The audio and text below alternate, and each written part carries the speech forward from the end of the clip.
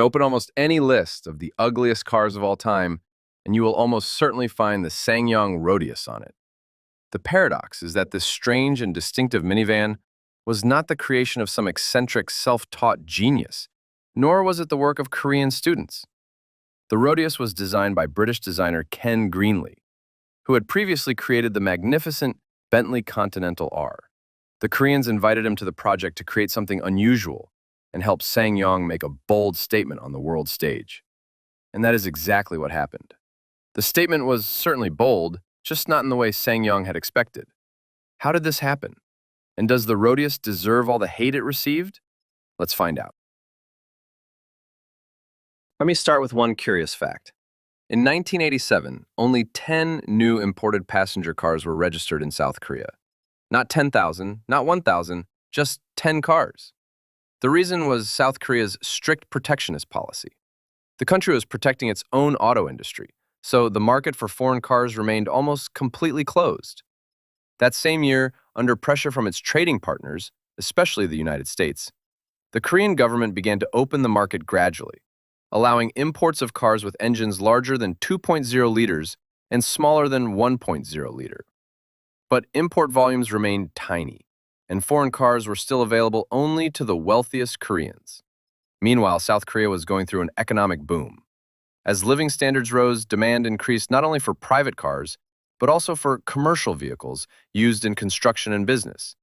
Not wanting to miss out on a promising market, Daimler-Benz signed an agreement in 1991 with the South Korean company SsangYong, which was already producing SUVs, buses, and special-purpose vehicles. The original agreement covered the licensed production in South Korea of Mercedes Benz MB100 vans and diesel engines. After the agreement was signed, the partnership quickly expanded far beyond vans. In 1992, the two companies agreed on the development and licensed production of Mercedes Benz gasoline engines. And in 1993, they signed several more agreements covering diesel engines and passenger cars. Daimler-Benz also acquired around 5% of SsangYong, so this was no longer simply a license to build one van. It had become a full technological alliance. The first truly significant result was the SsangYong Musso, introduced in 1993. It was a body-on-frame SUV developed by SsangYong itself and fitted with licensed Mercedes-Benz gasoline and diesel engines. The German technology did not end there. Many later SsangYong models also received Mercedes-Benz engines, transmissions, and other technical solutions, which did a great deal to strengthen the brand's reputation. The Musso was designed by the previously mentioned Ken Greenley, who joined the project as an independent specialist. And it has to be said, the design turned out quite well. It was certainly no masterpiece, but the Musso was hardly ordinary either. The Musso helped SsangYong move beyond its image as a manufacturer of purely utilitarian vehicles. The company now had a modern SUV that could be sold not only in Korea, but also in export markets. In some countries, it was even sold through the Mercedes-Benz dealer network. A little later, the updated Corando also received Mercedes components. The SsangYong Istana van effectively became a Korean version of the MB100. And in 1997, the company introduced the executive chairman. Mechanically, it was based on the Mercedes-Benz W124, but its exterior closely resembled the W140 S-Class. The chairman was intended for the domestic Korean market and a number of smaller export markets.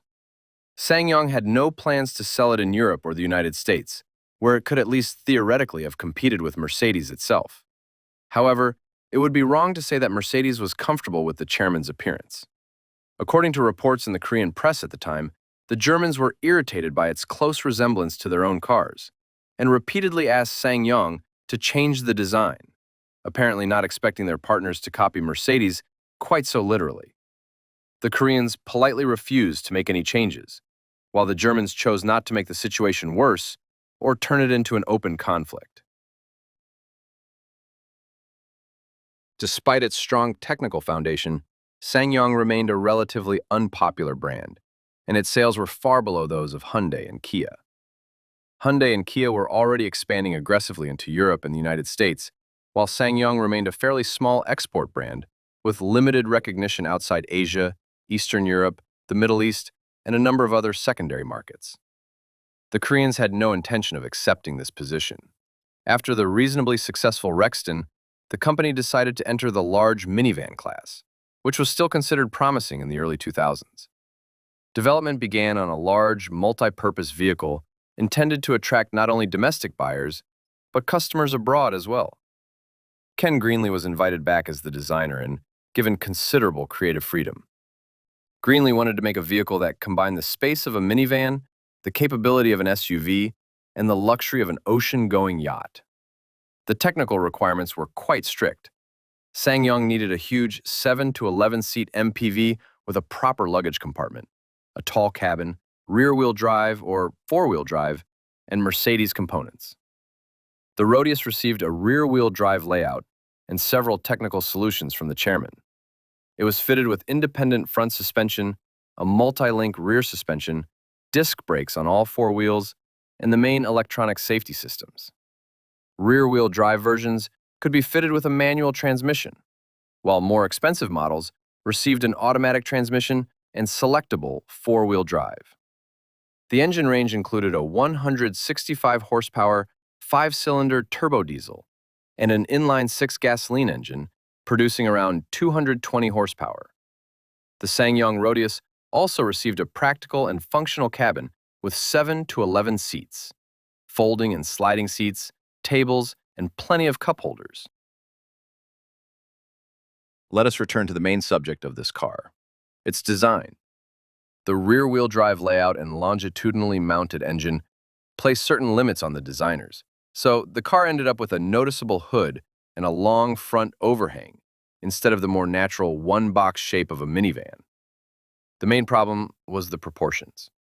At more than 5 meters long, the Rodius was also very tall, while the wheel arches and the wheels themselves looked far too small against the enormous body. This made the car look heavy, bloated, and awkward, as if a giant body had been placed on the chassis of a much smaller car. The most criticized part of the Rodius was its rear end. Ken Greenley was trying to give the car the look of an ocean-going yacht, but created something genuinely strange and perhaps even slightly unsettling. I personally think the rear of the Rodius was the lesser of its problems. It was unusual, controversial, and unlike anything familiar in automotive design. At least it gave people something to talk and argue about. What can be said about the front of the Rodius? It was painfully derivative, completely lacking in character, and openly dull.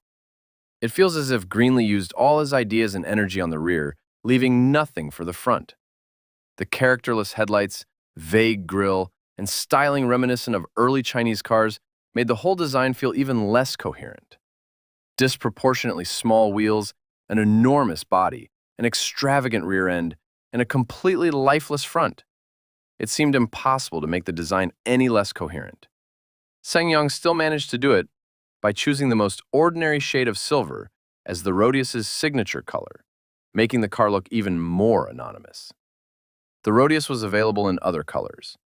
This bland silver was still the one used at presentations and in promotional materials. SsangYong could have emphasized the car's unusual shape with a deep or expensive-looking color, but chose a shade with no character that made the car even less expressive. Ken Greenley had perfectly reasonable intentions, but instead of creating a coherent and prestigious design, he produced genuine visual chaos. SsangYong was satisfied with the result. The car stood out from its competitors and attracted attention, so the designer had technically completed the task. The only problem was that the company mistook being unusual for being attractive. The SsangYong Rodius was introduced in 2004, and it did not immediately earn the title of one of the ugliest cars in history. Early journalists praised its enormous cabin, number of seats, practicality, four-wheel drive, low price, and Mercedes components. The initial reaction could be summed up like this: a very useful car with an extremely unusual appearance. The tone became much harsher after the Rodius arrived in Europe. Local journalists seemed to compete over who could come up with the most insulting description. The British press was especially enthusiastic. In 2005, visitors to the automotive website Cardata voted the Rodius the ugliest car in Britain. Top Gear and other publications later included it regularly in lists of the worst and ugliest cars. The British press played a major role in turning that reputation into a global one. The Rodius was not a commercial success either. Sales were especially weak in Europe, where it never became a serious rival to more conventional minivans. It was bought mainly by people who needed as many seats and as much space as possible for relatively little money. Appearance was secondary for those buyers, and some of them may even have found the Rodius attractive. The first generation received a facelift despite its weak sales. The changes slightly altered the front end, but left the famous rear almost untouched. A second-generation Rodius appeared in 2013. The sloping rear pillar was finally replaced with a more conventional design, although the car still did not look particularly light or well-balanced. Greenley never disowned the Rodius or publicly admitted that its design had failed. He continued to defend it. His position was that the car had been created for the Korean market and local tastes, while Western audiences judged it outside the cultural context for which it had been designed. We will probably never know whether the Rodius deserved all the hate it received.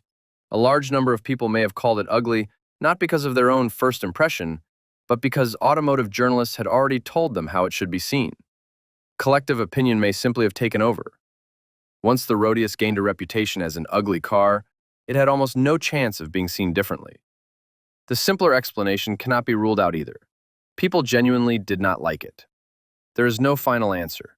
Tell me in the comments what impression the Rodius makes on you personally, without being influenced by the reputation it has carried for so long.